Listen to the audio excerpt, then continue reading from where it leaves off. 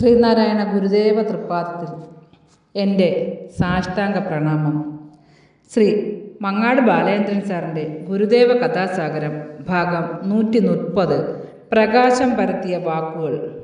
ഭാഗം 130 പ്രകാശം പരത്തിയ വാക്കുകൾ ഇവിടെ ആരംഭിക്കുന്നു.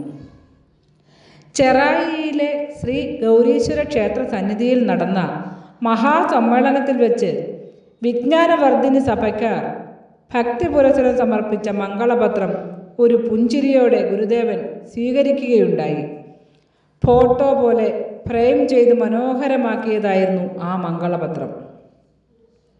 അതിലേക്ക് നോക്കി ഗുരുദേവൻ മൊഴിഞ്ഞു, കൊള്ളാമല്ലോ. സദസ്സിലുള്ളവർ ഒന്നാകെ അപ്പോൾ ഗുരുദേവൻ പറയുന്നത് കേൾക്കുവാൻ നിശബ്ദതയോടെ ഇരിക്കുകയായിരുന്നു. എന്തെന്നില്ലാത്ത ഒരു ശാന്തി അവിടമാകെ നിറഞ്ഞു തുളുമ്പി നിന്നിരുന്നു. സർവാത്മഭാവം അലതല്ലി നിന്നിരുന്ന ആ സദസ്സ് പ്രൗഢഗംഭീരമായിരുന്നു. മംഗളപത്രത്തിന് മറുപടിയായി പറയുവാനുള്ള ഒരു കുറിപ്പ് നേരത്തെ തന്നെ തയ്യാറാക്കി വെച്ചിട്ടുണ്ടായിരുന്നു. അതെടുത്ത് ഗുരുദേവൻ ആകവെ ഒന്ന് നോക്കി. അപ്പോൾ ജനങ്ങൾ ആവേശഭരിതരായി കരഘോഷം മുഴക്കുകയുണ്ടായി. അത് ഏതാണ്ട് മിനിറ്റുകളോളം നീണ്ടു നിന്നിരുന്നു. സമുദായത്തിൽ വിദ്യാഭ്യാസവും വ്യവസായവും ഉണ്ടാകേണ്ടതിൻ്റെ ആവശ്യകത ആ മറുപടി പ്രസംഗത്തിൽ പ്രത്യേകം ഊന്നിപ്പറഞ്ഞിരുന്നു.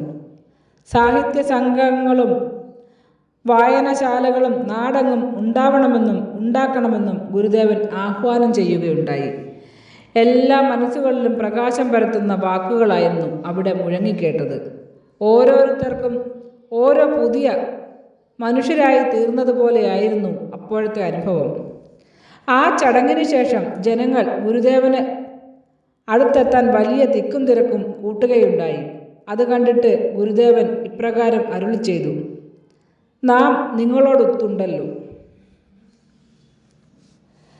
ഗുരുദേവ സൂക്തങ്ങൾ ഉൾത്തടത്തിൽ ഒരു വിട്ടാനൂദിനം ചൊല്ലിടുന്നേൻ.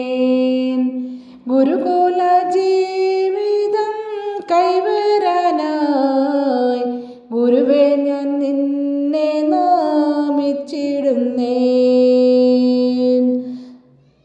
തേജോമയമാം നിൻ ദിവ്യരൂപം, പൂജിതമാം നിന്റെ പുണ്യദേഹം, താരകജാലത്തിൽ ഉൾപ്പരപ്പിൽ താരകനാഥനായി നിന്നിടുന്നു. ശ്രീ മങ്ങാട് ബാലചന്ദ്രൻ സാറിൻ്റെ ഗുരുദേവ കഥാസാഗരം ഭാഗം 130 പ്രകാശം പരത്തിയ വാക്കുകൾ ഇവിടെ അവസാനിച്ചിരിക്കുന്നു. ഇതിൽ വന്നിട്ടുള്ള തെറ്റുകുറ്റങ്ങൾ സദയം ക്ഷമിക്കണമെന്ന് ഗുരുദേവ നാമത്തിൽ അറിയിക്കുന്നു. നന്ദി, നമസ്കാരം. ഗുരുധർമ്മം വിജയിക്കട്ടെ.